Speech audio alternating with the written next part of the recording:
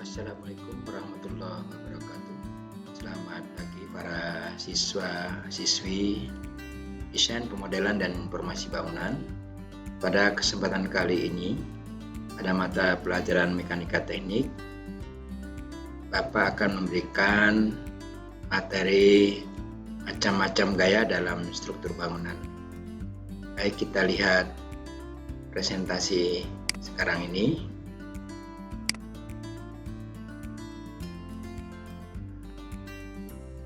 Macam-macam gaya dalam struktur bangunan ini ada sebanyak 6, yaitu ada gaya tekan, gaya tarik, gaya lentur, gaya geser, gaya torsi atau butir, dan tegangan tumpu. Baiklah, akan saya jelaskan satu persatu. Yang pertama yaitu gaya tekan. Gaya tekan di sini ya gaya yang cenderung untuk menyebabkan hancurnya atau tekuk atau menekuk pada elemen. Kita lihat di sini ada P1, yaitu gaya tekan P1. Juga ada P dari kiri dan kanan.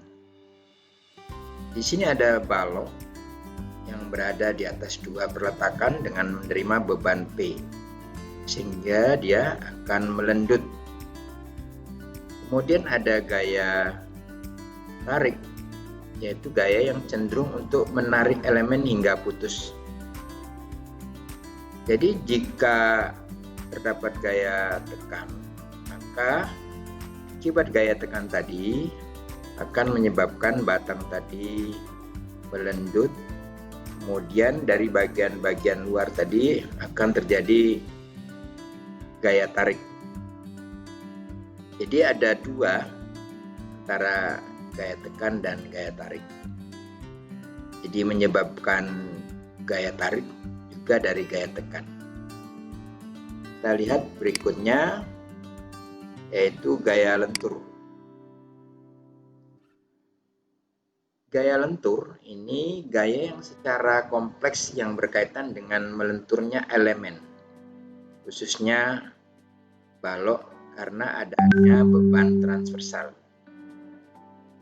Antara gaya lendut tadi atau lendutan itu pasti juga ada lenturan. Jika maksimum yang diterima oleh balok tadi maksimumnya, maksudnya jika dia mampu, maka dia akan mampu menerima gaya tekan. Jika tidak, akan mengalami deformasi atau perubahan bentuk pada batang tadi. Ada gaya geser atau tegangan geser. Tegangan geser terjadi jika suatu benda bekerja dengan dua gaya yang berlawanan arah. Tegak lurus sumbu batang, gaya tidak segaris namun pada penampangnya tidak terjadi momen. Tegangan ini banyak terjadi pada konstruksi seperti sambungan keling, gunting, dan sambungan baut. Juga pada kolom. Kemudian gaya berikutnya adalah torsi. Torsi ini bahasa yang lain yang gampang dipakai adalah momen, yaitu putaran atau puntiran yang terjadi pada penampang tegak lurus. Biasanya terhadap sumbu utama dari elemen tadi. Torsi ini dapat meningkatkan displacement. Displacement itu perubahan tempat atau posisi pada titik ekstrim bangunan dan menimbulkan masalah pada elemen penahan lateral yang berlokasi pada tepi gedung. Jadi torsi ini jika dia menerima atau terjadi gaya torsi, ini pasti akan menyebabkan perubahan tempat, tadi yang displacement. Kemudian ada tegangan tumpuk. Bearing stress adalah tegangan yang timbul pada bidang kontak antara dua elemen struktur. Contohnya adalah tegangan yang terjadi pada ujung-ujung balok sederhana yang terletak di atas tumpuan ujung dengan dimensi tertentu. Ini mengenai macam-macam gaya yang terdapat di dalam struktur bangunan. Kemudian kestabilan hubungan atau kestabilan di sini kestabilan struktur. Kestabilan hubungan di sini harusnya ada hubungan yang baik antara bagian struktur agar mendapatkan kestabilan yang baik juga. Jika tidak, maka akan menimbulkan keruntuhan secara internal pada sebuah konstruksi tadi. Kemudian ada kekuatan dan kekakuan elemen. Kestabilan kekuatan dan kekakuan elemen struktural berkaitan dengan adanya akibat gaya tarik, gaya tekan, lentur, geser, gaya tumpuan atau deformasi yang berlebihan. Adanya beban dan gaya juga menimbulkan tegangan-tegangan pada material elemen struktural tersebut. Kemudian kita lanjut ke kestabilan menyeluruh.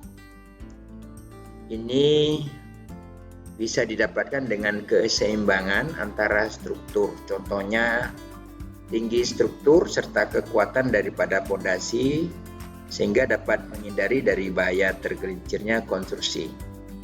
Ya, ini kalau kita mungkin sedikit membingungkan pengertian di sini.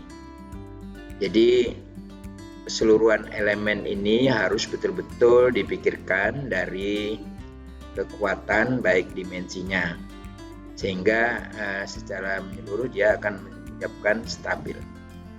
Kemudian ada lagi kestabilan struktur. Stabilan struktur merupakan gabungan dari elemen-elemen diskrit. Jadi struktur kolom merupakan sistem struktur yang stabil untuk beban-beban vertikal. Beban-beban yang berada dari atas secara vertikal. Baiklah, untuk macam-macam gaya dan kestabilan struktur ini pada kesempatan ini saya sampaikan. Jika terdapat beberapa pertanyaan, silakan bisa menghubungi WhatsApp saya.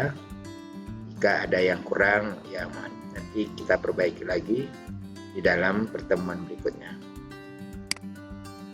Terima kasih, selamat pagi. Semoga bisa bermanfaat pada Anda semuanya.